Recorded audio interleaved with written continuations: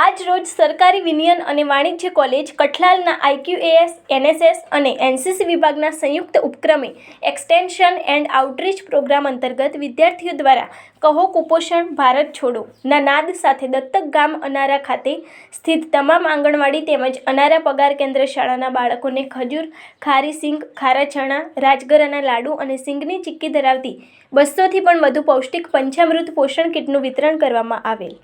પ્રસ્તુત કીટ વિતરણ પ્રસંગે ખેડા લઘુમતી મોરચાના પ્રમુખ શ્રી સોહિલભાઈ મલેક, શાળાના આચાર્ય શ્રી મનીષભાઈ પ્રજાપતિ, આંગણવાડી સુપરવાઇઝર જ્યોતિબેન સોની તેમજ આંગણવાડી કાર્યકર બહેનો ઉપસ્થિત રહ્યા હતા।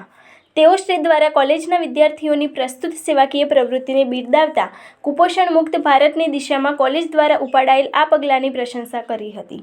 આ સમગ્ર કાર્યક્રમનું આયોજન કોલેજના આચાર્ય ડૉક્ટર દિવ્યનાથ શુક્લના માર્ગદર્શન હેઠળ IQAS સંયોજક પ્રાધ્યાપક ડૉક્ટર વૈભવ બરોડિયા, રાષ્ટ્રીય સેવા યોજનાના પ્રોગ્રામ ઓફિસર પ્રાધ્યાપક ડૉક્ટર પરેશ પટેલ તેમજ નેશનલ કેડેટ કોર્પ્સના associate NCC officer doctor Keyur Makwana દ્વારા કરવામાં આવેલ।